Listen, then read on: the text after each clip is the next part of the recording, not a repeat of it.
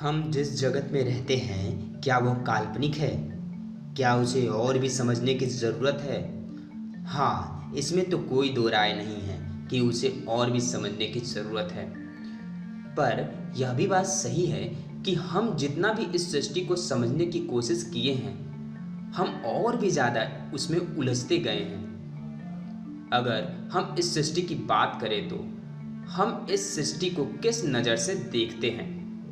अर्थात हम किसी भी वस्तु को अगर देखते हैं तो उसे हम कैसे देख पाते हैं और उसे दूसरों को किस तरीके से डिफाइन कर पाते हैं। फिलहाल हमारा साइंस इसे किस नज़र से देखता है, हम इसे जानेंगे।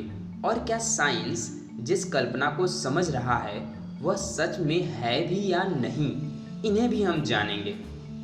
और इस सृष्टि का आध्यात्मिक नज़रिया क्या है उसे भी समझेंगे। और फिर आप इसे डिसाइड करना कि कौन सी थ्योरी ज़्यादा सही है, साइंस की या आध्यात्म की। साइंस के अकॉर्डिंग हम जिस सृष्टि में रहते हैं, जिस जगत में रहते हैं, उसे थर्ड डायमेंशन कहते हैं, यानी हम तीसरे आयाम में रहते हैं। जैसे आप इस भौतिक जगत में किसी भी चीज़ को मापने के लिए उसके मापक नाम से उसको बुलाते हैं। जैसे तापमान को कैलोरी या केल्विन में, लंबाई को मीटर में, समय को घंटे में और पानी को लीटर में। इसी तरीके से ब्रह्मांड में होने वाली सभी घटनाओं को डायमेंशन अर्थात आयाम में मापा जाता है। और हम जिस ब्रह्मांड में रहते हैं हम इसे थर्ड डायमेंशन कहते हैं। या आप यह कह सकते हैं कि इस ब्रह्मांड में हम थर्ड डायमेंशन के माप में फिट होते हैं। अर्थात हम इस भौतिक जगत में किसी भी वस्तु को उसके लंबाई, चौड़ाई और गहराई से नापते हैं और यह लंबाई, चौड़ाई और गहराई हमें 3D लुक प्रदान करता है। यानी कि हम हर ऑब्जेक्ट को 3D में महसूस कर सकते हैं या देख सकते हैं। साइंस में स्ट्रिंग थ्योरी के अकॉर्डिंग 10 डायमेंशन होते हैं, एम थ्योरी के अकॉर्डिंग 11 डायमेंशन होते हैं। तो दोस्तों, आध्यात्म में आयाम के अटूट गहराई में जाने से पहले हम यहाँ साइंस के बृहद कल्पना को समझ लेते हैं। तो स्ट्रिंग थ्योरी के अकॉर्डिंग हम यहाँ 1 से 10 तक की डायमेंशन को एक्सप्लेन कर रहे हैं। तो तैयार हो जाइए, हमारी बातों को बहुत ही ध्यान से सुनिएगा ताकि आप सही तरीके से कुछ चीज़ों को समझ पाएँ और कल्पना कर पाएँ। जीरो डायमेंशन अर्थात कि जिसका कोई भी लंबाई, चौड़ाई या गहराई कुछ भी मौजूद ना हो, वह सिर्फ एक पॉइंट हो। इस डायमेंशन में नहीं हम ऊपर जा सकते हैं, न ही हम नीचे जा सकते हैं, न ही लेफ्ट और न ही राइट, किसी भी जगह हम विचरण नहीं कर सकते हैं। अब कल्पना कीजिए कि प्रकृति ने एक जीव का निर्माण किया है जो कि जीरो डायमेंशन में रहता है। अब अगर कोई भी प्राणी इस जीरो डायमेंशन में रहेगा तो वह नहीं ऊपर जा सकता है, न ही नीचे जा सकता है और न ही लेफ्ट और न ही राइट, किसी भी जगह नहीं जा सकता। वह सिर्फ और सिर्फ एक जगह पर स्थिर रहेगा। इसे साइंस ने जीरो डायमेंशन का नाम दिया है, फर्स्ट डायमेंशन। अब कल्पना कीजिए कि जीरो डायमेंशन की 2 पॉइंट है जो कुछ दूरी पर स्थिर है और इन दोनों डॉट्स को आपस में मिला दिया जाए तो पॉइंट में मौजूद वह प्राणी सिर्फ एक ही दिशा में बढ़ सकता है, आगे या पीछे। किसी एक ही दिशा में वह जा सकता है, जिसे हम फर्स्ट डायमेंशन कहते हैं। सेकेंड डायमेंशन, फर्स्ट डायमेंशन में मौजूद प्राणी अगर एक ही दिशा में चलने के बजाय 2 दिशा में अब चले, यानी आगे पीछे के बजाय दाएं और बाएं भी चलता है, तो उसे हम सेकेंड डायमेंशन कहते हैं। एग्जाम्पल में आप ऐसा समझ सकते हैं कि ऐसे बहुत से 2D गेम होंगे जो आप खेले होंगे जो सिर्फ आगे पीछे और दाएं बाएं ही जाते होंगे। ऐसे बहुत से गेम हैं। उसका सबसे अच्छा एग्जाम्पल स्नैक गेम या मारियो, जो लगभग सभी लोग खेले होंगे। इसमें एनिमी हो या कैरेक्टर हो, वह सिर्फ और सिर्फ आगे पीछे और दाएं बाएं ही जा सकता है, अर्थात कि उसमें डेप्थ नहीं होता, उसमें गहराई नहीं होती। दोस्तों, हमारे समझ में आप इसे थोड़ा बहुत तो समझ गए होंगे, पर हम इसे और भी स्पष्ट रूप से समझाने की कोशिश कर रहे हैं। जैसे हम इस पृथ्वी पे रहते हैं, वैसे ही आप कल्पना कीजिए कि एक ब्लैंक पेपर A4 शीट का वह एक पृथ्वी है। उसमें उसके अकॉर्डिंग कुछ प्राणी रह रहे हैं, तो वह प्राणी कहाँ कहाँ मूव कर सकते हैं। अगर आप ध्यान देंगे तो वह प्राणी सिर्फ और सिर्फ दाएं बाएं या आगे पीछे ही मूव कर सकते हैं। तो वह प्राणी थर्ड डायमेंशन के बारे में सिर्फ और सिर्फ कल्पना ही कर सकते हैं, या वह प्राणी अपने पृथ्वी यानी पेज से निकलकर बाहर की तरफ आ जाएं, तो वह थर्ड डायमेंशन को समझ सकते हैं और उनके लिए यह चमत्कार से कोई कम चीज़ नहीं होगी। थर्ड डायमेंशन में हम किसी और प्राणी का एग्जाम्पल न देकर हम खुद का एग्जाम्पल ले लेते हैं, यानी हम भी एक प्राणी हैं, और अगर हम इस प्राणी को देखेंगे यानी खुद को देखेंगे तो आपको पता चलेगा कि हम आगे पीछे दाएं बाएं के साथ साथ ऊपर नीचे भी जा सकते हैं, और इस थर्ड डायमेंशन में मौजूद सभी चीज़ों में लंबाई, चौड़ाई और ऊंचाई होती है। थर्ड डायमेंशन के आगे की सभी डायमेंशन अभी तक साबित नहीं हुई है, परंतु स्ट्रिंग थ्योरी और एम थ्योरी के अकॉर्डिंग मैथमेटिकल ढंग से इसे निकाला गया है। फोर्थ डायमेंशन में टाइम को काउंट किया गया है। जैसा कि आप ध्यान देंगे कि हमने अपने फर्स्ट डायमेंशन में बताया था कि फर्स्ट डायमेंशन में रहने वाले प्राणी सिर्फ और सिर्फ आगे और पीछे ही जा सकते हैं। इसी तरीके से फोर्थ डायमेंशन में अगर कोई प्राणी रह रहा होगा तो वह समय में आगे के साथ साथ पीछे भी जा सकता था, जैसा कि अभी भी इस वक्त हम सिर्फ और सिर्फ आगे की तरफ चल रहे हैं, यानी समय में आगे की तरफ चलते जा रहे हैं। हम अभी बच्चे हैं, फिर जवान होंगे, फिर बूढ़े होंगे और फिर मृत्यु को प्राप्त हो जाएंगे। हम पास्ट से प्रेजेंट में और प्रेजेंट से फ्यूचर की तरफ बढ़ते जा रहे हैं। हम इस समय में पीछे की तरफ नहीं जा सकते। अगर हम प्रेजेंट से पास्ट की तरफ बहुत ही ईजिली पहुंच जाएं और पास्ट से फ्यूचर की तरफ बहुत ही ईजिली पहुंच जाएं, तो आप समझ लीजिए कि हम फोर्थ डायमेंशन में रहने वाले प्राणी हो चुके हैं, परंतु अभी तक ऐसा हो पाना मुमकिन नहीं है। तो यही है समय में आगे और पीछे जाना, जिसे हम फोर्थ डायमेंशन कहते हैं। फिफ्थ डायमेंशन में रहने वाले प्राणी समय में आगे और पीछे जाने के साथ साथ दाएं और बाएं भी जा सकते हैं। जैसा कि सेकंड डायमेंशन में रहने वाले प्राणी आगे और पीछे जाने के साथ साथ दाएं और बाएं जा सकते थे, उसी प्रकार से टाइम में अगर कोई प्राणी आगे और पीछे जाने के साथ साथ दाएं और बाएं चले तो वह होता है फिफ्थ डायमेंशन।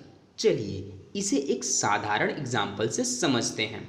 मान लीजिए अभी आप एक ऐसे मोड़ पर खड़े हैं जहां पर आपको अपने कैरियर को सेलेक्ट करना है और आप कंफ्यूज हैं कि आपको आर्टिस्ट बनना चाहिए या आपको डॉक्टर या इंजीनियर बनना चाहिए, और आप इन दोनों में अच्छे हैं। तो अगर आप फिफ्थ डायमेंशन में रहने वाले प्राणी होते तो आप उस मोड़ से दोनों तरफ मुड़ जाते, यानी दाएं और बाएं की तरफ मुड़ जाते। आप एक तरफ इंजीनियर या डॉक्टर की तैयारी करते और एक तरफ आर्टिस्ट बनने की तैयारी करते। इस कंडीशन में दो दुनिया होगी जो एक दूसरे के पैरेलल होगी, और दोनों दुनिया में घटित होने वाली घटनाएं अलग अलग होंगी। कितना अच्छा होता अगर इस डायमेंशन में जीने के लिए कोई मशीन का निर्माण किया जा सके, जिससे कि आप दो अलग अलग रास्तों पर चल सके, परंतु घबराइए नहीं, आध्यात्म में इन सभी चीज़ों का आंसर बखूबी लिखा गया है। आध्यात्म में आप सब चीज़ों को पा सकते हैं, पर इसकी मशीन आपको खुद अपने अंदर ही बनानी पड़ेगी। आध्यात्मिक क्षमताओं के बारे में हम सभी डायमेंशन के बात करने के बाद आपको बताएंगे। दोस्तों, अगर आप फिफ्थ डायमेंशन की मशीन नहीं बना पा रहे हैं तो कोई बात नहीं। अगर फोर्थ डायमेंशन का ही मशीन बन जाता तो कितना अच्छा होता।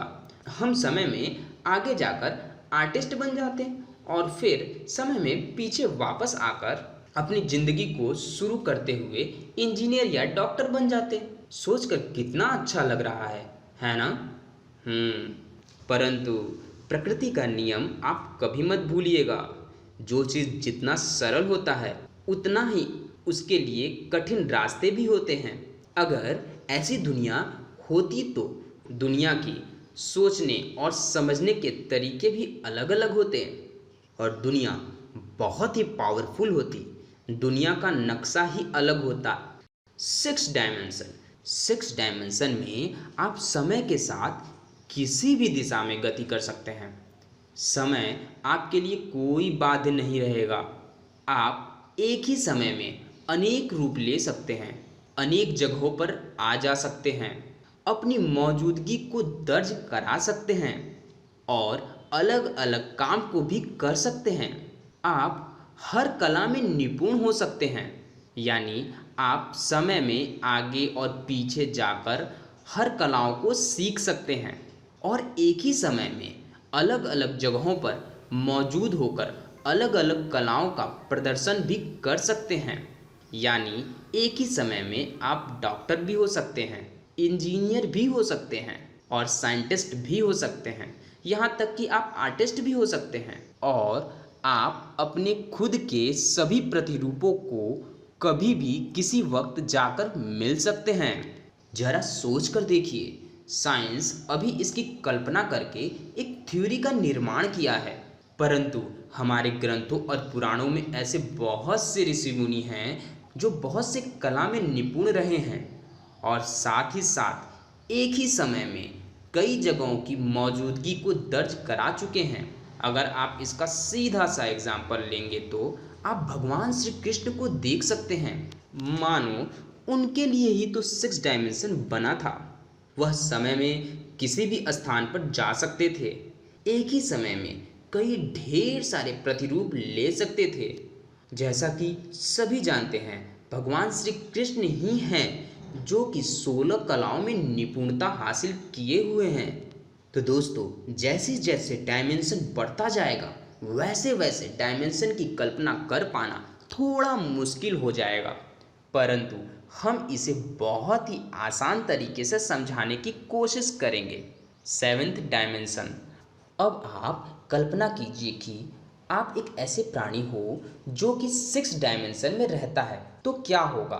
तो 6 डायमेंशन में रहने वाला प्राणी अपने संपूर्ण ब्रह्मांड में किसी भी जगह कभी भी भ्रमण कर सकता है। अब आप मान लीजिए कि यही ब्रह्मांड यानी 6 डायमेंशन वाला इनफाइनाइट ब्रह्मांड के समानांतर एक और इनफाइनाइट ब्रह्मांड है जिसमें कि 6 डायमेंशन वाले प्राणी रहते हैं।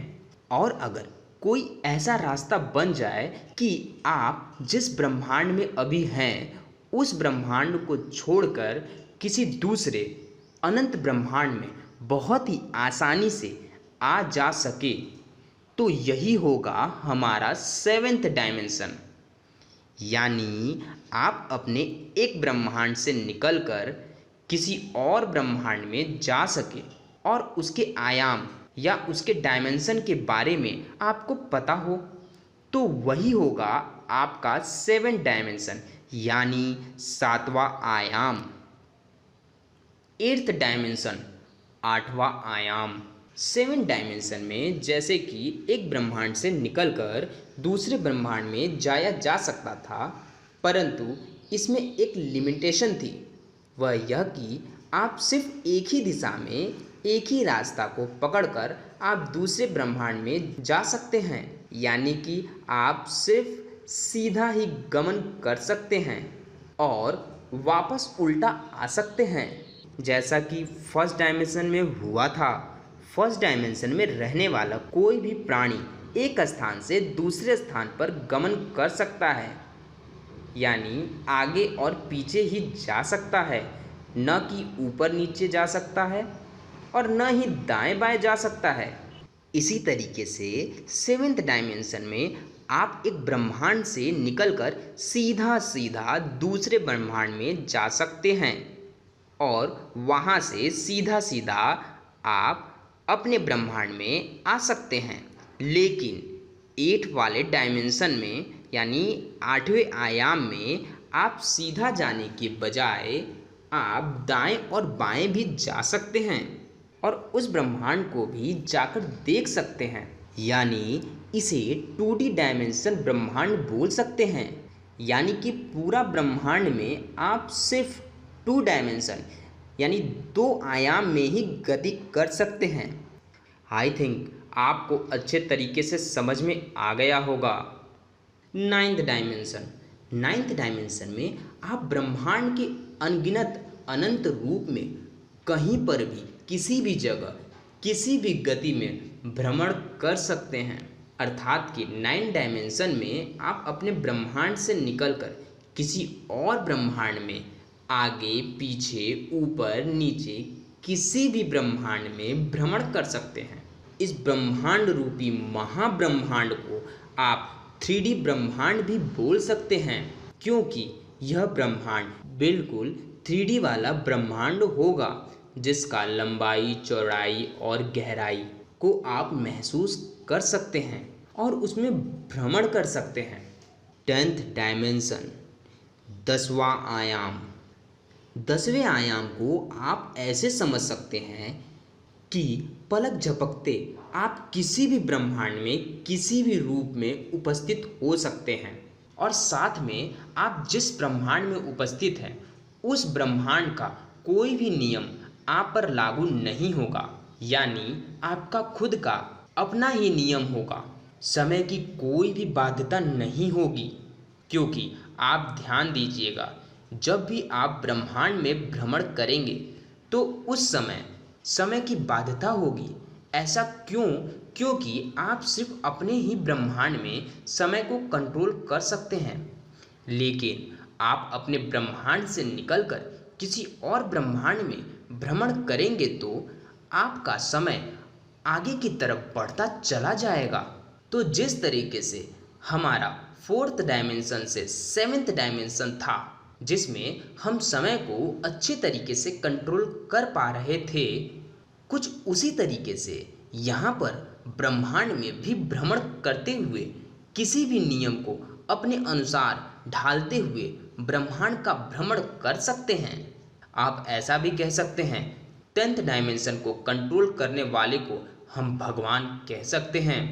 ऐसा साइंस मानता है। साइंस ऐसा कहता है कि हम 3rd डायमेंशन में रहने वाले प्राणी हैं, इसलिए हम किसी और डायमेंशन में भ्रमण नहीं कर सकते। यहाँ तक कि कोई भी डायमेंशन किसी और डायमेंशन में जाकर नहीं रह सकता सिवाय 0 डायमेंशन के।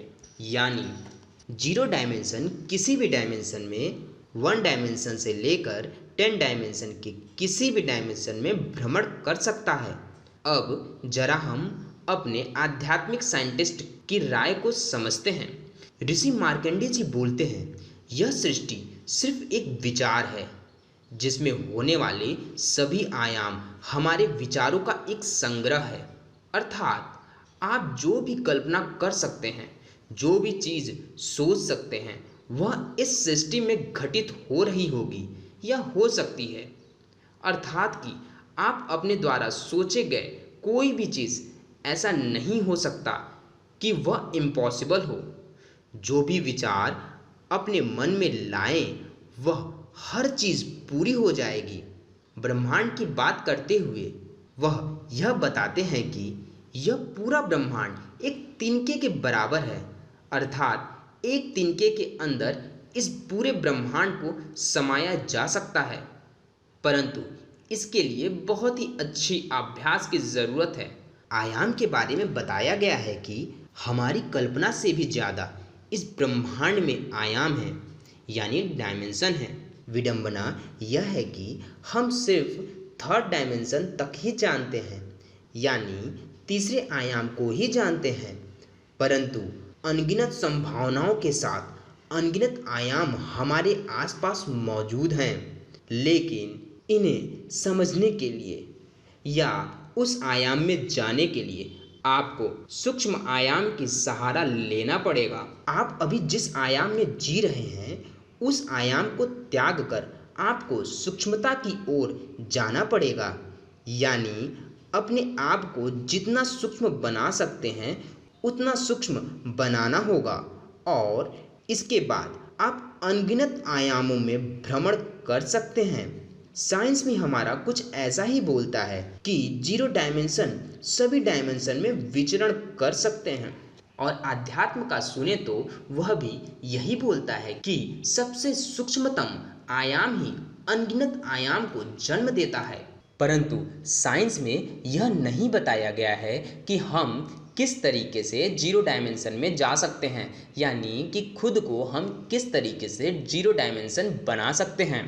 परंतु आध्यात्मिक विचार में हम जिस भौतिक शरीर में हैं उस शरीर के साथ हम किसी भी डायमेंशन में भ्रमण नहीं कर सकते हैं, अर्थात कि यह भौतिक शरीर सिर्फ और सिर्फ हमारे आयाम के लिए ही बना है। हम जिस आयाम में जी रहे हैं हम उसे तीसरा आयाम कहते हैं। तो हम जिस आयाम में जी रहे हैं उसी आयाम में जी सकते हैं इस भौतिक शरीर के साथ। परंतु बहुत से ऋषि मुनियों ने इस भौतिक शरीर के साथ अलग अलग आयामों में भ्रमण कर चुके हैं, परंतु उस विषय पर बात नहीं करेंगे क्योंकि वह बहुत ही वृहद हो जाएगा। अब यहाँ आप यह सोच रहे होंगे कि एक तरफ एक ऋषि मुनि यह बोल रहे हैं कि हम अपने भौतिक शरीर के साथ किसी दूसरे आयाम में भ्रमण नहीं कर सकते, और दूसरे तरफ दूसरे ऋषि मुनियों ने अपने भौतिक शरीर के साथ दूसरे आयाम में भ्रमण करते हैं। तो यह कैसे हो सकता है? कोई एक तो जरूर गलत होगा, परंतु इन दोनों में से कोई भी गलत नहीं है। अगर आप इंटरेस्टेड हो तो हम इस पर एक वीडियो बना सकते हैं कि यह दोनों किस तरीके से सही हैं। और जैसा कि पहला मत यह बोलता है कि अपने भौतिक शरीर के साथ हम किसी भी आयाम में भ्रमण नहीं कर सकते, परंतु एक तरफ यह भी बोलता है कि हमारे द्वारा सोची गई सभी संभावित चीज़ पॉसिबल है, यानी दुनिया में कोई भी चीज़ इम्पॉसिबल नहीं है। अब हम बात करते हैं आधार के बारे में कि आखिर कौन सा ऐसा आधार है जिसके आधार पर हम सभी आयामों में भ्रमण कर सकते हैं। ऐसा कहा जाता है कि अगर हम सभी आयाम को छोड़कर सिर्फ एक आयाम को अच्छे तरीके से समझ जाए तो बाकी के सभी आयामों में हम बहुत ही आसानी से भ्रमण कर सकते हैं, और साथ ही साथ अपनी कल्पनाओं से होने वाले सभी चीज़ों को पूरा कर सकते हैं। प्राण का आयाम यानी प्राणायाम के बारे में बहुत लोग बहुत कुछ समझते होंगे, सुने होंगे, परंतु यह भी एक आयाम है, डायमेंशन है, जिसे आज के मॉडर्न लोग नहीं समझ पाते। परंतु अगर आप प्राणायाम पर सिद्धि पा लेते हैं तो आप सभी आयामों को बहुत ही आसानी से समझ सकते हैं। अब आप कल्पना कर रहे होंगे कि प्राणायाम में ऐसी क्या खूबी है कि हम और सभी आयामों को समझ पाएंगे। दोस्तों, प्राणायाम में बेसिकली क्या होता है? प्राणायाम में प्राण अर्थात वायु का आवागमन होता है, यानी वायु अंदर की तरफ आती है और बाहर की तरफ निकलती है। सिर्फ और सिर्फ इतना ही होता है। अब आप सोच रहे होंगे कि सिर्फ ऑक्सीजन अंदर जाने और बाहर आने से हम इस आयाम को कैसे समझ सकते हैं? देखिए, आप प्राण को, हवा को या ऑक्सीजन को आप सिर्फ प्राण, हवा और ऑक्सीजन के नज़रिए से देखते हैं, यानी सीधा सीधा आप हवा को सिर्फ हवा के नज़रिए से देखते हैं। दरअसल यह प्राण यानी हवा यानी ऑक्सीजन जब हमारे अंदर जाता है तो वह प्राण या हवा या ऑक्सीजन नहीं रहता, बल्कि वह हमारे शरीर का एक अंग बन जाता है। अब आप सोच रहे होंगे कि यह कौन सी बेवकूफ़ी वाली बात कर रहा है। भला प्राण हमारे शरीर के अंदर जाने के बाद यानी हवा हमारे शरीर के अंदर जाने के बाद वह हमारा शरीर का एक अंग कैसे बन सकता है? दोस्तों, क्या आपने कभी सोचा है जो हम खाना खाते हैं उसका क्या होता है? जरा विचार करके देखिए। जब हम खाना खाते हैं उससे रक्त बनता है, हड्डियाँ बनती हैं और शरीर की बहुत सी चीज़ें उसी से बनती हैं, हमारे भोजन से ही बनती हैं। इसका मतलब खाना यानी भोजन तब तक भोजन है जब तक वह बाहर है। जैसे ही हमारे शरीर के अंदर जाता है वह हमारा शरीर बन जाता है और वह शरीर में पूरी तरीके से फैल जाता है, रक्त के रूप में, हड्डी के रूप में, स्किन के रूप में। यानी हमारे अंदर एक ऐसी मशीन है जो उसे हमारे शरीर में कन्वर्ट कर देता है, ऐसा आप समझ सकते हैं। बस सिंपल सी यही चीज़ है। जब ऑक्सीजन हमारे शरीर में जाता है तो शरीर ऑक्सीजन को ग्रहण कर लेता है और कार्बन डाइऑक्साइड को बाहर छोड़ देता है। अगर आप इसको इस नज़रिए से देखने लगेंगे तो आपको समझ में आ जाएगा कि आप सिर्फ और सिर्फ अपने अंदर ही नहीं बल्कि आप इस पूरे ब्रह्मांड में फैले हुए हैं। सुनकर बहुत ही अच्छा लग रहा है ना? और अच्छा लगे भी क्यों नहीं, क्योंकि यह सुनकर ही अच्छा लगता है। करना थोड़ा कठिन है पर इम्पॉसिबल नहीं। अब आप अगर प्राण के आवागमन पर ध्यान देते हुए अपने विचारों को प्राण के साथ यानी ऑक्सीजन के साथ मिक्स करके जब वह बाहर जाए तो उसे अपने विचारों के साथ प्रवाहित कर दें तो क्या होगा? आपका विचार पूरे ब्रह्मांड में फैलने लगेगा। वह हवा आपके शरीर से निकलकर पूरे ब्रह्मांड में चली जाएगी। सोच कर देखिए जरा क्या होगा। फिर आप दुनिया को एक अलग नज़रिए से देखने लगेंगे और हर संभावित चीज़ को आप कर गुजरेंगे। अब जैसा कि हमारे साइंटिस्ट भी बोलते हैं, अगर आपकी चाल प्रकाश की चाल से तेज हो जाए तो आप भूत, भविष्य और वर्तमान में जा सकते हैं। और हमारे साइंटिस्ट भी इस पर काम भी कर रहे हैं। जो साइंस में इंटरेस्ट रखता होगा उसे पता होगा कि ऐसी ट्रेन बनाई जा रही है जो प्रकाश के अधिकतम सीमा तक पहुंच जाए, परंतु वह प्रकाश के चाल के बराबर नहीं हो सकता। और अगर उसमें कोई भी यात्री बैठेगा तो वह फ्यूचर में जा सकता है। अगर आपको नहीं पता तो आप YouTube पर सर्च कर देख सकते हैं किस तरीके से अगर कोई ऐसी ट्रेन या कोई ऐसा उपकरण बनाया जाए जो कि प्रकाश के चाल से अधिक हो जाए तो हम भविष्य काल में पहुंच सकते हैं। ऐसे मशीन, ऐसे उपकरण बनाना इतना भी आसान नहीं है। हम यह नहीं कह रहे हैं कि वह बन नहीं सकता, परंतु इसे बनाने में भौतिक के नियम आने आएंगे। लेकिन आज नहीं तो कल साइंटिस्ट इसका भी तोड़ निकाल लेंगे और एक दिन ऐसे उपकरण बना लेंगे जो कि प्रकाश के चाल से अधिक तेज हो और उसमें हम सवार होकर भूत, भविष्य और वर्तमान में जा सके। परंतु इतना मेहनत क्यों करना? हमारे शरीर में ही एक ऐसी तत्व है, एक ऐसी चीज है जो प्रकाश के चाल से कई हजार गुना भ्रमण करता है। अब आप सोच रहे होंगे ऐसी कौन सी चीज है? यह एम्प्टी हेवन को क्या हो जाता है? दोस्तों, हम आपको बता दें कि ऐसी चीज है और वह है हमारा मन, हमारा विचार। हमारा मन और विचार एक पल में पूरे ब्रह्मांड का भ्रमण करके आ सकते हैं। जरा कल्पना करके देखो, क्या हम गलत बोल रहे हैं? कमेंट में आप अपना राय जरूर बताना। अगर आप अपने विचार को प्राण के साथ यानी हवा के साथ मिक्स कर दें और तेजी से गति करें तो आप अपने भविष्य को देख सकते हैं। यहाँ तक कि तेजी से गति करते हुए आप भूत, भविष्य, वर्तमान को भी देख सकते हैं। परंतु इससे सिर्फ आप भूतकाल भविष्यकाल को देख सकते हैं, न कि उसमें जा सकते हैं, क्योंकि आप यहाँ पर स्वतः शरीर के साथ नहीं जा सकते। आप अपने विचारों को वहाँ ले जा सकते हैं। कुछ इसी प्रकार से हमारे ऋषि मुनियों ने भूत भविष्य और वर्तमान को देखा करते थे। देखो दोस्तों, यह तो सुनने में बहुत मज़ा आता है। कुछ लोग इसको करने की कोशिश भी करेंगे और कुछ लोग देखकर ऐसा बोलेंगे क्या बेवकूफ़ी है।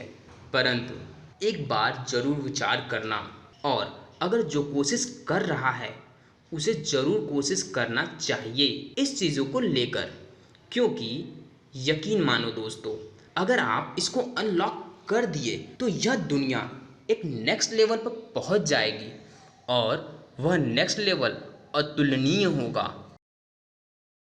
तो दोस्तों, वीडियो बहुत ही लंबा हो चुका है। इस पर अगर बात किया जाए तो बहुत कुछ है बात करने को, परंतु आपको इसमें कौन सी टॉपिक सबसे अच्छी लगी आप हमें बताएं। हम उस पर एक और वीडियो बनाएंगे। और रही प्राणायाम के बारे में, प्राणायाम को सिद्ध करने के लिए हमने बहुत से वीडियो बनाए हैं। प्राणायाम के अलग अलग विचारों के बारे में हमने बताया है, आप हमारे चैनल पे जाकर देख सकते हैं। तो दोस्तों, आपको हमारा यह वीडियो कैसा लगा आप हमें ज़रूर बताएं। आप अपना अनुभव हमें कमेंट में शेयर करें। अगर आप हमारे चैनल पे नए हैं तो आप हमारे चैनल को सब्सक्राइब करें। जिसको इस वीडियो की ज़रूरत है उन्हें यह शेयर करें। वीडियो पसंद आए तो लाइक करें। नेक्स्ट वीडियो मिलते हैं, तब तक के लिए bye bye. Thank you for watching.